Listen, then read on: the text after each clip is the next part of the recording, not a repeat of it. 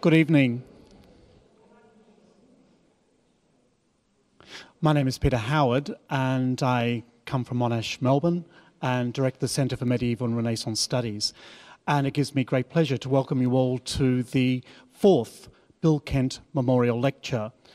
Bill Kent, as some of you may be aware and many may not be aware, was a charismatic teacher, researcher and very influential scholar internationally in the field of Renaissance history. Bill Kent also had the honour and the privilege of founding Monash University Centre here at Prato, and in a way, as a way of really connecting many elements of the life that had driven him and his scholarship, but also to do what he most wanted to do, and that is energise and fill many people with a vision of what was possible as an historian, not only because of an interest in the past, but because of the way it animated people in the present. So this lecture, the Bill Kent Memorial Lecture, celebrates his life and his intellectual contribution. Next year, there'll be the opportunity to celebrate it even further when, hopefully, the volume celebrating his life by many scholars with whom he collaborated will be released. Bill Kent died in 2010 unexpectedly, or quite unexpectedly, and very quickly the university moved to put in place this lecture. It's had some very celebrated Renaissance scholars deliver it. The inaugural lecture was given by Professor John Paoletti, who's with us this evening, also by John Najami of Cornell, last year by Professor John Henderson from Birkbeck College at the University of London. John is also with us this evening. And this year, the lecture is to be delivered by Professor William Wallace from the University of Washington at St. Louis. I'm not going to say a lot about Bill, and that's by agreement, because he needs the time to speak, but he's one of the leading experts on Michelangelo with many award-winning books. He's currently visiting professor at Harvard's Villa Itati, the Centre for Italian Renaissance Studies. So Bill brings a lifetime of scholarship to the lecture this evening, but also he was a friend of Bill Kent's, and they went back a long way, and I remember anecdotally, and we were talking about this shortly, a moment on a bus going away from a conference session when Bill had taken sick and was seen to be recovering, and whether he would be in a position to take on yet another major position which would influence the field of Italian Renaissance studies. However, that was not to be. But in that context, it's a great delight this evening to welcome Bill Wallace, who is also able to celebrate another event, that is 500 years of Michelangelo at the Sistine Chapel. So do make Professor Bill Wallace very welcome this evening, and we look very much forward to what he has to say. Thank you, Peter. Thank you very much, Bill. Thank you.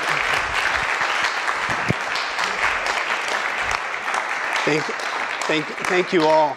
Thank you, Peter. I'd like to just add a few words about Bill Kent.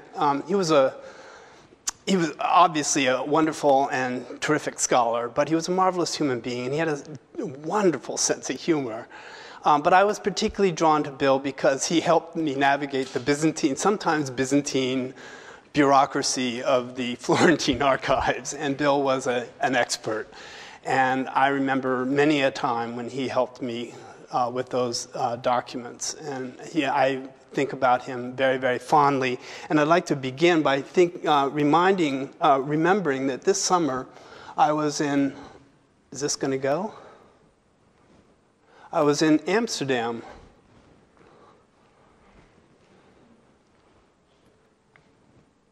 Aha. And saw this cassone. And Peter had recently asked me to do this lecture, and I was thinking about Bill, and I ran into this in the Rijksmuseum. And immediately I started to think about Bill Kent, because here was a work of art that was sort of out of context, entirely out of context. And I had this feeling that had I been there with Bill Kent, he would immediately be drawn to this, what seemed to be a Florentine object, and probably be able to tell me exactly what family and where it belonged. So that he was not just, a fabulous historian. He was a material historian, a cultural historian. He was also an art historian. And unlike some historians, he was really kind of, very kind to art historians who are just sort of pseudo-historians. And he was very helpful, and I think he would actually approve of what I'm talking about tonight, which, as Peter mentions, is 500 years of the Sistine Chapel. Because one of the last things Bill wrote was a book on Lorenzo de' Medici, and you would think of all topics in Florentine studies, the one thing that's been done and redone over and over again is Lorenzo de' Medici. However, Bill wrote a wonderful book on Lorenzo de' Medici, and too bad he didn't, finish that whole project. But marvelous ability to look at familiar objects or familiar people and let us see them with a new light. And that's really what I'd like to do with you tonight, is because we have recently celebrated the 500th anniversary of the unveiling of the Sistine Ceiling. This year we had the 20th anniversary of the cleaning of the conservation program to conserve the Sistine Chapel. And this is my 40th anniversary of coming to Italy and seeing the Sistine Chapel practically every single summer, if not once, many, many, many times. And since I had a half year in Rome here before coming to Itati, was able to go to the Sistine very, very frequently. So what I'd like to do with you tonight is share something. I promise you, I am not going to give you a new interpretation of the Sistine Chapel. Thank God. What I'd rather do is actually share with you some of the things that I've noticed over the years that have, stimulated my imagination, because every single time I go, as familiar as this object is, and as many times as I've written about it or taught it, I still see new things almost every time I go. And so I'd like to sort of share that experience with you and share tonight some of those observations over the course of some 40 years of going to the Sistine Chapel. But I'd like to begin by asking, is it really just too familiar an object? We tend to get bored with familiar objects. We tend to think we've been to Rome, we've done the Sistine Chapel. And that's what I have to struggle to overcome, is because, yes, it's an extraordinarily familiar object, but the familiarity probably started, I would say, or exponentially grew with the publication of Irving Stone's The Agony and the Ecstasy, and then the film which followed with Charlton Heston and Rex Harrison as Pope Julius. And ever since that day, this is a book that's still in print. I'd love to have one of my books stay in print since 1961, and be sold in as many different languages, including Chinese, I understand, recently. So, this, I think, stimulated the interest in the Sistine, and certainly in an American audience, and probably more as well as in other countries as well. But in some ways, people have seen the Sistine Chapel, I think, partly through Charlton Heston and partly through Irving Stone, which is fine. That's how probably I was introduced to the Sistine as well. But it has subsequently become kind of an incredibly familiar object. It's hard to go through a single day without encountering something about the Sistine. This is, I think, quite surely the most reproduced image in the history of art. I think it even outdoes the Mona Lisa. But my favorite of all of these is the Burger King. Even Burger King has adopted the Sistine Chapel. So the problem is, how do we overcome this kind of familiarity? Because this is only the beginning, and I could spend the entire night doing things with you. This is actually, I think, a kind of clever expropriation. Steven Spielberg adopting the Sistine and using something of that same power of the finger, etc., in his very famous movie E.T. But then again, there were other movies like God Spoke and Basketball and Risky Business and Tenacious D. And every time I show one of these to my students and I say, it has a lot of bad movies as well as good movies, some student raises his hand and says, "What? Tenacious D is my favorite." I can't say I've seen any of these. I've seen E.T., but sometimes it's just clever. There's a lot of clever expropriations, like the Sistine Souffle, or this is the one my students like the best because this is how they think the Sistine should be redone. Or this is one that's recently sent to me. Fortunately, I get sent a lot of these by my students who spend a lot more time searching the web for these kinds of images than I do. My favorite, actually, I encountered in China. I really like this one. So how do we overcome the familiarity? How do we look at an object or a work of art that we're fairly comfortable with in the sense of familiarity? So let me recall the experience and one of the other problems, I think, of seeing the Sistine afresh or seeing it new, and that is the sort of radically unpleasant experience of having to go there and see it. Do you recall being there? Yeah, that's probably what you recall. For many people, this is their first experience of the Sistine, and maybe even their 20th experience. Standing in a very long and hot line in the Roman summer. The Sistine Chapel actually stands right alongside St. Peter's. Not everybody's immediately aware of that, especially when you're standing in the square and you want to go visit the Sistine. You would be within a couple of due passi, you might say. But in fact, to get to the Sistine, you have to go here, then you have to go here, then you have to go here, then you go here, then you go there to come back to finally get back to exactly where you started. By the time you got into the Sistine, you look kind of like these people on the left-hand side, not a one of which looks at all happy to be going to the Sistine Chapel. And then when you actually get into the Sistine Chapel, it's even worse because not a single, I count exactly 3 people in this whole crowd that are looking at the Sistine Chapel ceiling. Everybody else is talking or thinking about their stomachs and wanting to get away as soon as possible. And they're tired and exhausted by the time. So it's a kind of unpleasant experience. It might make you ask, why go at all? There are so many things, so many impediments that have nothing to do with Michelangelo or the greatness of this work of art, but that sort of add a layer of, okay, I don't want to do that ever again. So this is why I'd like to try and encourage you to think about there is a reason to go back and to go back again and go back again, and let me share some of those with you.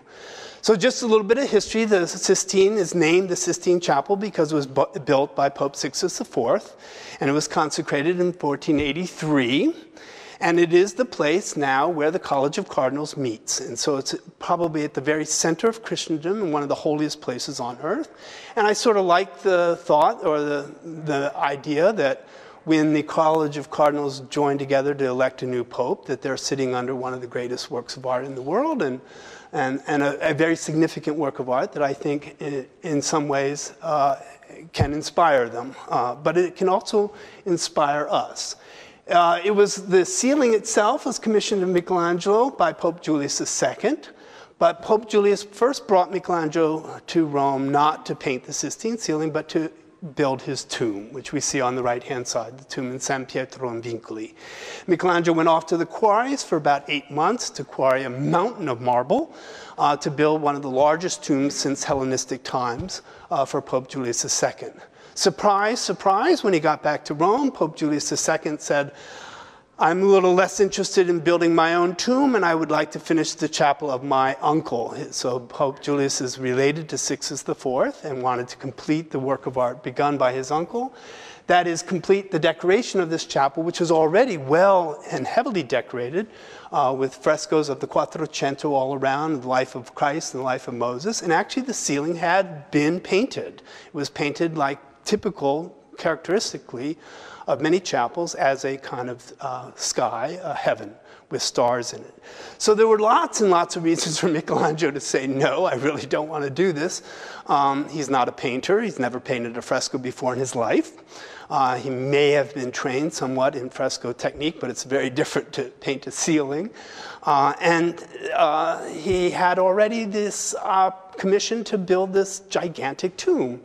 But you don't say no to the Pope, and you don't say no to Pope Julius II. So, in fact, Michelangelo undertook this commission, and we have this marvelous reflection on Michelangelo's part. He very rarely speaks about the process of making art. He's a very business-oriented person when it comes to making art. So his very kind of prosaic approach to, or at least what he leaves us. He doesn't theorize, he doesn't muse about making works of art. So sometimes people are disappointed a little bit by the thousands of letters that we have of Michelangelo, that he isn't really telling us as much as we might like to know about his personal feelings about painting the Sistine Chapel. But we do have this wonderful example of a sonnet written after he had finished the ceiling, where he sort of makes fun of himself, painting over his head, painting God the Father looking something like Casper the Ghost or something up there. And then he writes down at the very bottom, "I'm not in a good place nor a painter." Well, of course, the Sistine Chapel says, or I think suggests something other than the fact that he's not a good painter, because in fact it's a really marvelous work of art. But do you recall visiting the chapel? When you come into the chapel, we now enter the chapel through that little door under the Last Judgment, which is exactly the opposite of the way we should be entering the chapel. And this is purely a matter of trying to crowd control 20,000 visitors a day. So the Vatican is funneling us through in a systematic and somewhat organized fashion. But it immediately disorients us in that we're coming into the most important part of the chapel, and a part of the chapel that most visitors would not normally have been participants in. We would normally be on this side of the choir screen, which has been moved back, but it would be halfway down the chapel. So we'd normally be looking at the chapel in exactly the opposite way that we normally, when we first enter into the chapel. And almost everybody's experience is very, very similar. It's almost universal. We've come into that small little door, and there's a kind of moment. Oh my God, no matter how many times you've seen it in book, no matter how many times you've been to the chapel, it's inevitable that one just is like almost overwhelmed by the fact of the scale, the distance of the ceiling above you, and the complexity of what you're looking at. And so almost everybody finds himself sort of turning this way and that, and not quite sure where to look or in what direction. And you're rarely ever seeing 100% of the ceiling. You're sort of looking for some kind of focus. And so people tend to sort of move from the 100% to about 40%, but very surely or very quickly they begin to fasten on single figures. The big, large figures, and particularly the prophets and the sibyls, stand out because of their scale, from 10 to almost 15 feet high. So we go from this sort of being overwhelmed by not quite even being sure which direction to look in, to sort of fixing on one or two figures, and then almost inevitably fixing on one of the most famous figures, which I'll show you in a second, but then realize that at the same time, there's so much else in the chapel to be looking at. And you might be, yes, you're there to see the Sistine Chapel, but what about all those Quattrocento frescoes down there, the whole genealogy of the popes down here, or the tapestry decorations down here, et cetera, et cetera. There's so much. It's a little bit of a visual surfeit. Too much. And I think everybody has something of the same reaction of not quite knowing how to digest it or go about digesting it. So what one finds is that many people fasten upon one or two of the most famous narrative images, and the creation of Adam is certainly the most famous of them all. And so we find people sort of using this as a kind of a basis of orientation. Okay, that's the creation of Adam, and then from there sort of working and trying to make sense of all the riches that we saw. I'd like to share with you the experience of the first time I climbed the scaffolding during the campaign where they were conserving the ceiling during 1980 and 1990. I tried to go every time they moved the scaffolding and go up on the scaffolding to see what the conservators were up to. And this was the orientation. This was what I saw coming up off the scaffold. And I was struck immediately, first by the scale of things. This is on a curved surface, and this gigantic figure of Adam. But in fact, I was taken less by Adam than by the Ignudo, because I came up with this orientation.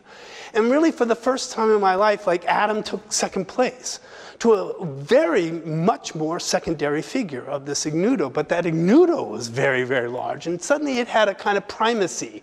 And I noticed how incredibly close the arm of that ignudo is to the thigh of Adam. How there's this kind of rivulet of empty space that runs between the two figures and down, so the point that they seem to touch, but of course they don't touch because they're not even in the same world. They're not, one's a narrative, one's a sort of sculptural figure on the frame on the outside. They belong in different realms of space or different realms of being. Nonetheless, Michelangelo jams them together in a way that would sometimes seem bothersome, but he does it all over the Sistine Chapel.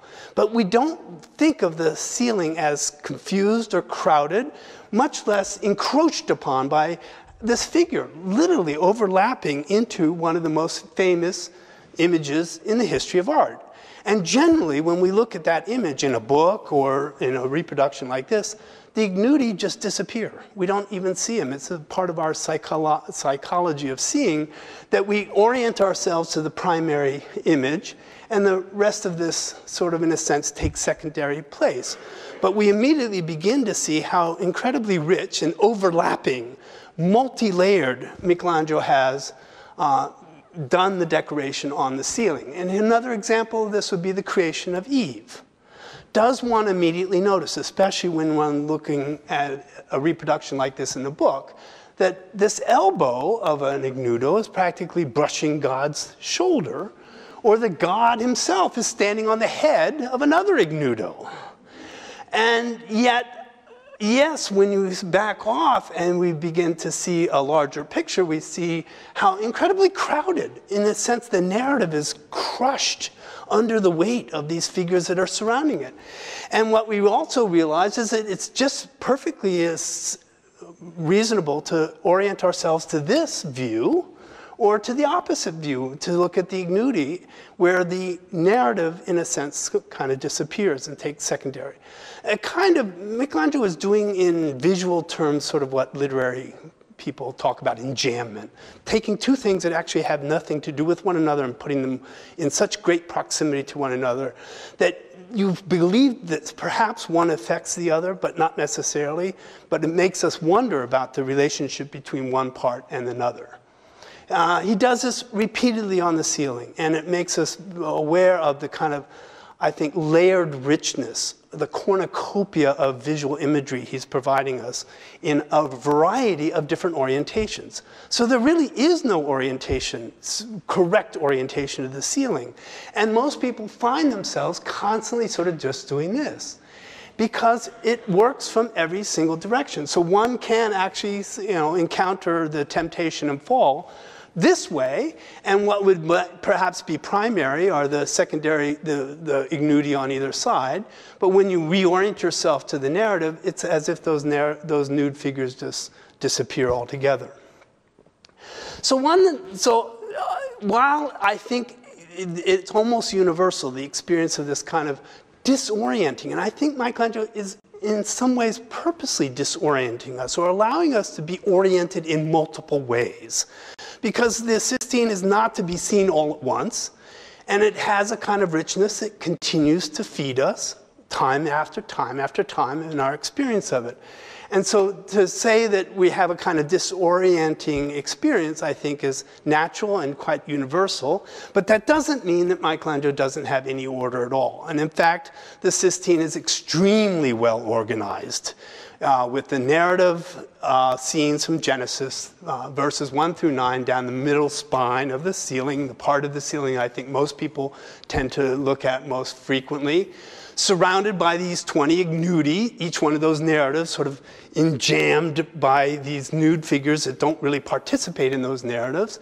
And then the prophets and sibyls, the 12 alternating male and female prophets and sibyls, and then the ancestors of Christ. So an extremely organized, almost kind of genealogy from narrative down to the genealogy of Christ down below. So all extraordinarily well organized. And one of the things that I first thought of in terms of, that I'd like to really share with you is this idea that the part of the ceiling that we look at most and that gets most reproduced is just 30% of the whole ceiling. Those 9 narrative scenes down the spine of the chapel. But in fact, if we take away all the decoration and take away the ignudi figures, that's just 13% of the ceiling. I think in our minds, we think of it as much greater percentage, that the narratives tend to dominate. And then you begin to realize that 87% of the rest of this decoration is there to, in a sense, support, enrich, frame those great major narratives that tend to be the things that are reproduced over and over again. And then Michelangelo has done something very unusual in that it's an unaccented beginning, middle, and end. It's exactly the opposite of a musical composition, which might start strongly like Beethoven's Fifth Symphony and then have a middle development and then a dramatic conclusion. The very parts of a narrative that you expect to be emphasized are de-emphasized. The middle, the beginning, and the end. These are the most important parts of any kind of unfolding sequence of things. So if we take it just sort of semiologically, this is what Michelangelo has decided on the ceiling. So he's beginning to immediately undermine something of our expectation of what we would think if he was telling a story in some kind of logical fashion, or was really just illustrating Genesis, which also has a very strong beginning and a very dramatic end and a very powerful middle. The other curious thing is, of course, that he's reversed. Whatever the sequence of the narratives of Genesis is precisely the opposite of the order in which we see them as we approach this chapel, as we walk down the chapel. So in a sense, again, he's undermining a little bit of our expectation. We're not looking necessarily at a sequence of illustrations to Genesis. And we've already noticed that, in fact, it's not just one orientation or the other, but that there are orientations from multiple ways. So any idea that just that center spine is somehow predominant is a little bit dangerous and fallacious. Moreover, scholars have already noticed that the very first three scenes of Noah are themselves out of sequential order as told in the Bible. So we have 3, 1, 2 rather than 1, 2, 3. And people have come up with reasons why, theological reasons and even artistic reasons why Michelangelo has done this. But it's yet another instance, another indication, I think, that Michelangelo is not thinking of just illustrating Genesis. Because if we think about, even though his whole ceiling is only 9 verses of Genesis, he's left out many, many things, like the sacrifice of Cain and Abel, the death of Abel, death of Abel, and many other scenes as well. So the choice of scenes is itself very unusual. Then I'd like to test a little bit more this idea, because I tend to think we think of the Sistine as a kind of illustration of Genesis. What exactly is the relationship between image and word? Because I think as historians, as art historians, we tend to rely upon text and not quite give enough emphasis to the visual intelligence of artists and what they're doing with texts. And I've already tried to suggest a little bit, but let's test it with the creation of the sun and moon and plants. This very powerful scene of God creating the sun and the moon and the plants actually has all of these texts related to it, about 190 words or so.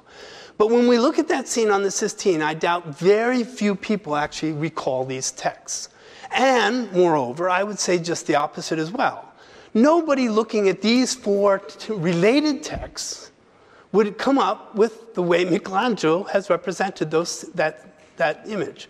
So there's a real disjunction here between what the Bible is saying and what Michelangelo is imagining or wanting us to say. He's made images that are so powerful that we begin to visualize the Bible in his terms, not in the terms of the words. And an example of that would be here. First of all, that he's represented God twice in a single narrative scene. And he has things like this. At the very center of the composition, you're looking at the feet of God. And this, what? An angel? An ignudo? What exactly is that figure doing? What is his gesture? And what is his relationship? It's another case of an approach of gesture, one of the most famous of which is God creating Adam. This is another one that probably doesn't have exactly the same significance, but it's nonetheless at the very center of a very powerful narrative of God creating. So what exactly is going on? Another example would be that we're looking at God's rear end.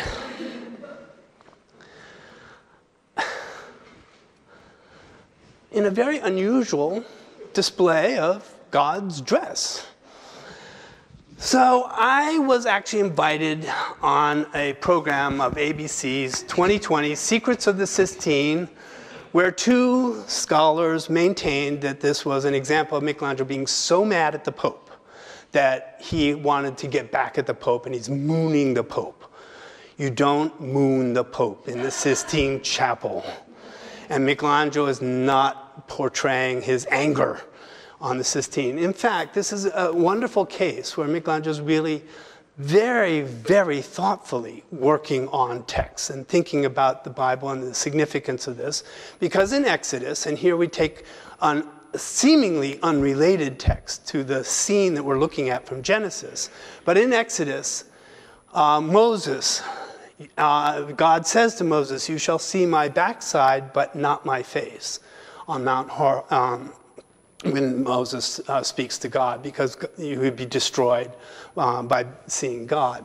What's most remarkable of all is that Michelangelo allows us to see not only the backside of God, but the face of God, the very thing that Moses himself cannot look upon. We are permitted to look upon.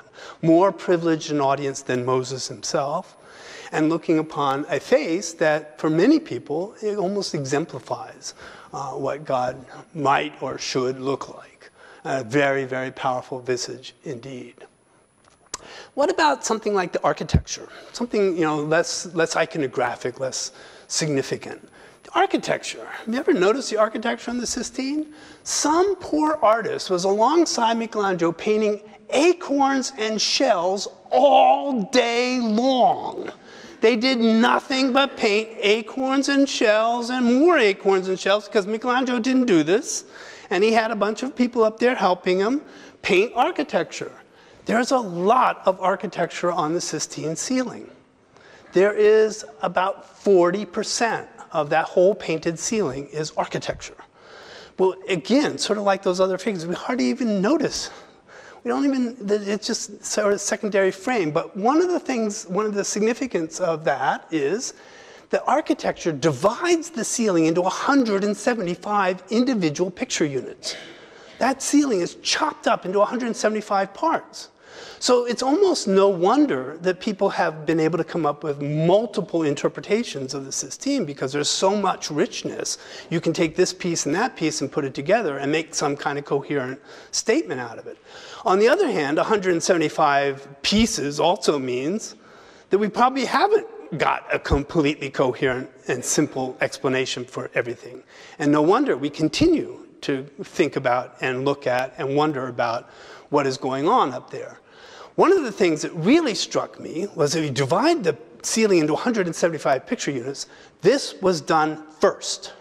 Because the architecture, we know that Michelangelo expanded his figures, they got larger and larger, but the individual units, spatial units, never changed. So that means from the very beginning, the first thing he did was lay out the architectural lines over the whole ceiling, over the entire chapel. That is stretching strings that have been covered with chalk and snapping them against the line in order to lay out, because the architecture is perfectly straight across even a barrel vault. Try thinking of snapping a string on a curved surface. So this is where he's using his assistants to a great extent, so as to lay out all the proper lines so we can get the fixed shapes of the architecture from the very beginning, long before he even starts painting or drawing anything else. So how did he begin, other than laying out the entire architecture for the entire chapel? Well, the truth is, rather reluctantly, because he really didn't want to do this. And you can already see that it's going to be a big task, and that he has in mind of making it a very, very complicated one. But we have a remarkable document on this sheet of drawings from the Ashmolean, 10th of May. Today I began work. This is the way Michelangelo talks about, I'm going to paint the Sistine Chapel for the Pope. I began work. But let's look at how he began, because one of the first things he does, one of the first drawings we have is this sheet from the Ashmolean Museum, which is a drawing for one of the unbelievably unimportant figures on the Sistine. Not the main Sibyl, the Libyan Sibyl, but for the accompanying figure there.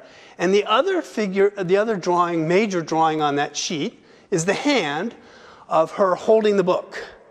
And this is also typical of Michelangelo, that he doesn't necessarily have to draw the entire figure in every gesture. He draws what he needs to draw that's going to be difficult. And he knows that this idea of holding this very heavy tome and making it look convincing that she's holding that up is going to be an extremely difficult task. And so he draws it. But then what's fascinating is that he's drawn two tiny parts of the Sistine Chapel with about 300 figures he still has to go and imagine, and he gets distracted. And he stops drawing anything related to the Sistine at all, because he's still thinking about his marble sculpture. And he has block after block after block of marble sculpture in his studio, looking at them, thinking about the Julius tomb, and really wanting to carve sculpture.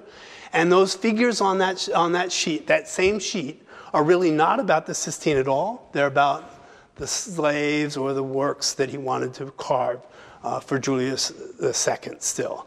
So a kind of reluctant, gradual movement towards accepting this gigantic commission. Well, let's look at just one more sheet to see how quickly he works and how he works. This is also related to one of these secondary figures, this Ignudo figure. You can see the primary drawing there, done in black chalk with pen ink over it. Once he draws that primary figure, that's the first thing on the page, then he takes that figure and reverses it. And he's thinking about, okay, making another one. So he redraws it, and then he redraws it, and he redraws it again, and he redraws it one more time. And then in the space of about 5 minutes, that's about what it took him to draw those other secondary figures, he's got a second Ignudo. And so this is how he works, just turning figures around, thinking about slightly different poses, and drawing 1 or 2, 3 ideas, and maybe he'll be able to get 2 or 3 other figures from these ideas. It generates things enormously quickly and doesn't necessarily have to follow through on every single one to its complete endeavor, because this drawing is enough for him to probably draw a cartoon just as that is enough. And this is the other thing. This whole sheet is only this big. We tend to think of Michelangelo always working large, but he works very, very small, actually, in drawing, and he moves immediately from the small drawing to the full-size cartoon with very few intermediate steps. So this whole issue raises a very important and frequently asked question about whether Michelangelo used live models. And when you look at drawings like this, the Libyan Sibyl and the Metropolitan on the left-hand side, for example, or these other figures, I think most students immediately say yes, he's looking at live models. So I want to test that question with you. Okay, is he using a live model? So one of my students actually had his roommate who lifted weights and said, to get into the pose of this thing, how long would you have to hold that book up there like that for you, Michelangelo, to draw that drawing on the left-hand side? And do they really look alike? I mean, as buff as he is, you're not seeing anywhere near the musculature of that drawing, are you? Or how about that? Okay. Yeah, you'd say okay. The question is, does he need it? Does he really need somebody, you know, what has he got some guy on this scaffolding say, take off your clothes and let me draw you? Well, I need another idea for Ignudo. Take a look at this one. His chest has to be completely frontal. His left leg has to be frontal as well. So he's not even close to that pose. Moreover, not only is he not close, he looks distinctly uncomfortable. Whereas Michelangelo looks like he's swooning from his own love of himself. You know, this is the most beautiful figure. In other words, it's basically impossible. He's inventing figures that really we can't replicate, and we don't look like that. And here's a good example of it. What is his model for God? The Father. He threw one of his assistants off the scaffolding and drew him really quickly, like, I need a flying God. Or this is actually my favorite. Here is a giant. All I can say is that's a really good dog. Just sit there and have his mouth pried open for an hour while I draw Hercules. So I think I'd like to add to this. Yes, I think Michelangelo drew the model all of his life, and he studied anatomy from the beginning of time. But he doesn't need to have the model in front of him all the time. He knew the human figure, and he's largely making up poses that are largely impossible. To add to this, equally important is his study of ancient sculpture. So it's not just that he needs a live model. He was as informed by ancient sculpture. And the two most important sculptures that he knew and knew very well were the Torso Belvedere and the Apollo Belvedere. And this very limited repertoire of ancient works actually stimulated him to enormous ends because, as my teacher, Howard Hibbard, said, the Torso Belvedere, Michelangelo, because it was such a fragment, restored it 20 different times, with 20 different ways. It's just a beat-up torso.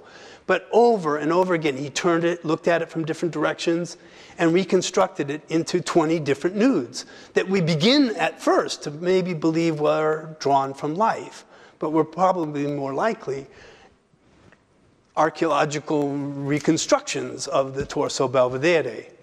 And then when he needed beauty, he had to go no further than the Apollo Belvedere for his perfection of beauty. An idealized beauty, a kind of Greek-Roman beauty that we see over and over again in these faces that really are not part of everyday life or everyday beauty. They are highly idealized. And this is where I think the Apollo Belvedere can be equally important for unleashing Michelangelo's imagination and recreating this figure over and over again from marble into paint. Then I'd add one other ingredient to the study of life, the study of ancient sculpture, and that's Michelangelo's study of his own art. That he's constantly recycling his own ideas and looking at his own ideas. And that's especially the case with the Moses. The Moses sat in Michelangelo's studio for 25 to 40 years, depending on when we think he started to carve it. Every day he got up out of bed, he met Moses. Every afternoon he came home from work, and there was Moses, sitting 7 feet high on a studio floor. Did this have an effect on Michelangelo? I think yes. If you think about those largest figures on the Sistine, they're prophets and sibyls. The hardest thing is to imagine, what does a prophet look like? What is it that makes a prophet look like a prophet? How do we know it a prophet? Michelangelo's looking at his own sculpture, and nobody has ever doubted that Moses is one of the most convincing images of prophets we've ever had in Western art. And in a sense, Moses, again, unleashes Michelangelo's imagination. He's looking at Moses over and over again and recreating it both in male and female forms. Even the great Cumaean symbol, this gigantic pile of flesh, is a kind of redoing of this over life-size, sort of frightening figure that we see in Moses. And so we can, in a sense, genealogically trace all of those prophets and sibyls back to Michelangelo's own art in some ways. In fact, the prophets and the sibyls were the things that were most admired about the ceiling until modern times. The narratives were almost never engraved. They were never reproduced. What was reproduced of the ceiling over and over again were these great figures of the prophets and the sibyls. And so it's kind of, I think, instructive for us to realize how previous generations used to look at and admire the Sistine. So since that's the case, I'd like to just share a couple of ideas about a couple of the prophets and the sibyls, because everybody's wondered why those prophets, why these sibyls, what is a sibyl, what is a prophet? And so let's just look at a couple of them. The Cumaean sibyl. The Cumaean sibyl was a beautiful woman who fell in love with Apollo, and Apollo gave her a wish. And her wish was to live as long as grains of sand in her hand. And that was a lot of grains of sand. What she forgot to ask for was that she would be preserved as beautiful as she was when she asked the question. So she grew to be thousands of years old and got uglier and uglier and uglier. And the incredible thing is that Michelangelo has imagined what that is to grow, to be hundreds and hundreds of years old. Now, the Cumaean sibyl is the only one of the sibyls or prophets on the Sistine that have any connection to Italy at all. All the other ones are very from exotic places far, far away from Italy. But Cuma is a city near Naples that actually still preserves the cave of the Sibyl, the Cumaean Sibyl. And it's still a very powerful place, and it has a kind of numinous power going into it. You can believe that a Sibyl still dwells there in some ways. So my question is, since Naples really isn't so far from Rome, did Michelangelo go to Naples and was he inspired by this cave? I don't think so. I think in the same way he doesn't need the human body in front of him. He doesn't need to do archaeological research. What he has really done is he probably was informed at least about the story of the Cumaean Sibyl, most likely from Virgil, the founding myth of Rome itself. And in Virgil, the Cumaean Sibyl is described as horrenda, from which we get our word horrendous. Now the real issue here is that Michelangelo has to take that word and imagine what horrendous looks like. How horrendous it is to live for several thousand years and yet still be alive and still be ugly. And this gigantic pile of flesh, it's almost as much masculine as it is feminine, and this huge pendulous breasts and this gigantic body and things. This is Michelangelo imagining from a single word or from a brief passage in Virgil what a Sibyl is. And she has incredibly terrifying powers, it seems, more so than sometimes when we read the verse itself. The other one I'd like to look at is the Erythraean Sibyl. Very, very beautiful and very different from North Africa. If you notice on the Erythraean Sibyl, on her book, which is open facing us as viewers, on the left-hand side is a large Q and enough writing there that we believe that you could almost read it. But it's not. It's all just squiggles after that Q. But the Q is unmistakable. The point is that this is the secret knowledge of the Sibyl. You're not allowed to know the secret knowledge of a Sibyl. It's dangerous, in fact. She consults the books and tells you the prophecy. But Michelangelo has opened the book and teased us that we believe we can look into the secret knowledge of the Sibyls. But he only gives us the Q. And what does the Q signify? I think the Q signifies all the Latin interrogatives. Who, what, where, why.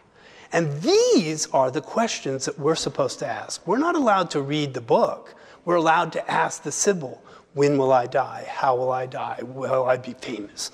These are the questions we're allowed to ask, the questions that all begin with Q. So there's a kind of tease there on Michelangelo's part. And then what happened after this? Well, I have finished the chapel. The Pope is well pleased. Total comment on Michelangelo after 4 years of painting all that we've been talking about. The Pope is well pleased. Yes, he was pretty well satisfied. We've been pretty well satisfied ourselves. But before I conclude, I'd like to add one other observation, and that has to do with the Last Judgment. Because 25 years after Michelangelo finished painting the Sistine Chapel ceiling, he was invited by a different Pope to come back and paint the Last Judgment, the altar wall. Never in the history of art, as far as I know, has an artist been able to come back and add a major masterpiece to a masterpiece that already exists. I'm not sure there are even that many examples in music or literature. The ones that have come to mind are Don Quixote writing part 2 after part 1, or Milton writing Paradise Regained after Paradise Lost. But in art, an artist coming back and painting yet another and perhaps even more important masterpiece in the same space has never happened before. Moreover, it was a gigantic act of editing. Self-editing and editing on the part of the Pope himself. Because Michelangelo, in painting the Last Judgment, actually overpainted 2 of the lunettes of his own earlier campaign of decorating the Sistine Chapel. That would be fine. But he also painted over the papal portraits, the most important papal portraits, beginning with the genealogy of Peter on the altar wall, and the 2 most important subjects of the life of Christ and life of Moses, which completed the Quattrocento cycle. A gigantic act of courageous editing on the part of both the Pope and Michelangelo to anticipate that he would create an even greater masterpiece. And it included even the altarpiece, an altarpiece that was already there and painted in fresco on the altar wall. And all of that was wiped out by Michelangelo to paint the Last Judgment. And I don't think anybody ever has said, you know, we should go back and get rid of the Last Judgment and recover those other things. So it's a remarkable, I think, conjunction of two incredibly important moments in the history of art coming together to create one major monumental masterpiece in the history of art. As Wolfgang Goethe said, Johannes Goethe said of the Sistine, until you have seen the Sistine Chapel, you can have no adequate conception of what humankind is capable of achieving. Thank you very much.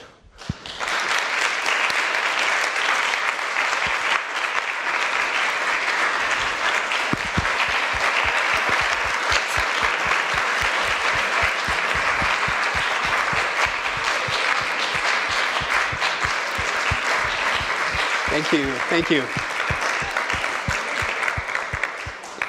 Well, I must say, Bill, you've blown my mind. Oh. I'm cancelling my trip back to Melbourne. I'm heading straight down to Rome because you've taught us all, I think, to see again. Thank you. So thank you so much. We've got time for one, possibly two questions. Who wants to dare? Oh, be brave. I understand some of the students were just in Rome. Now, you said you went to the Sistine. Is it true? Are you going to go back? Does anyone have any questions at this stage? I'm not sure what my question really is, but Yeah. talk a bit more. What are they? Structural? Are they decorative? How do they relate to the narrative and to the Sibyls and Prophets? As soon as you tell me, I'll write the article. It's a perfect question. It's an impossible question. There have been any number of interpretations of the ignudi. I honestly think that it's part of this dense layering of decoration, of which there's the architecture, the ignudi, the ancestors. There's secondary figures I didn't even talk about that are found everywhere. So the ignudi are the ones that stand out. And yes, they're clearly more important than much of this other decoration. But whether or not they carry, let's say, primary meaning in some way for understanding the Sistine, I don't think so. I don't think, in fact, any part of that, chapel ceiling has more weight than another necessarily. And I think we probably should take it as concentrated, dense units.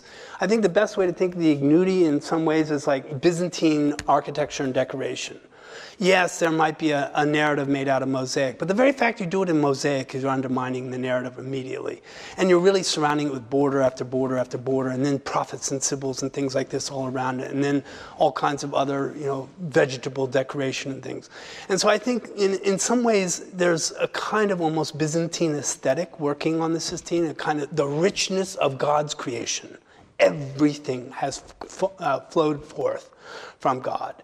And so I think you can take those ignudi for what you want in some ways. Are they God's creation in the flesh before they've been given a soul, which is many people's feeling about them, that God is creating Adam there, yes, but he has to create a whole race of humankind.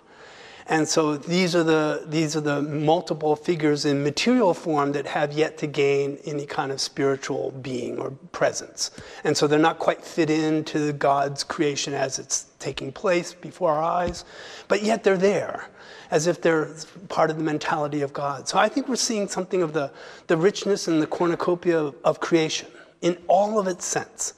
And so the ignudi I would put in the same basket along with lots of other things that are on the ceiling that we don't pay as much attention to because of this is the fullness of creation. But it's a wonderful question. I wish I had an answer. I'd be able to write a book.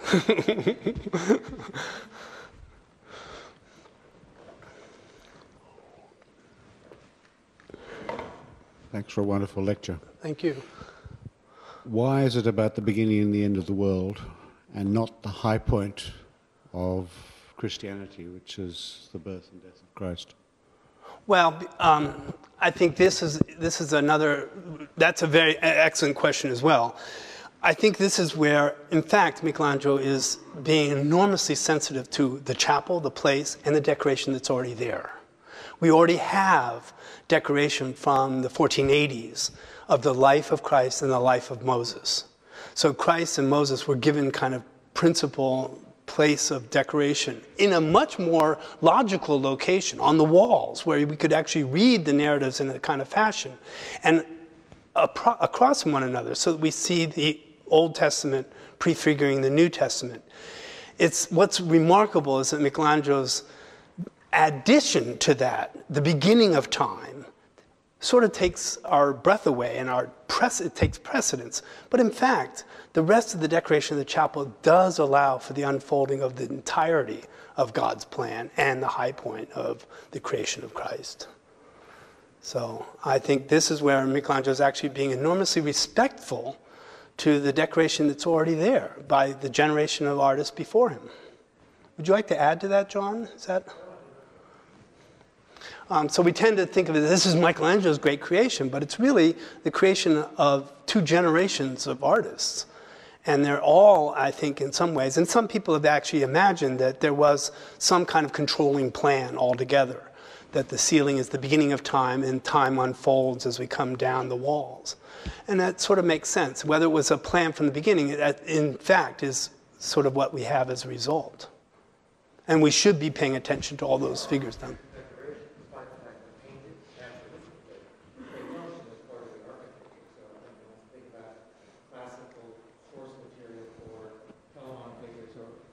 Or anything else like that.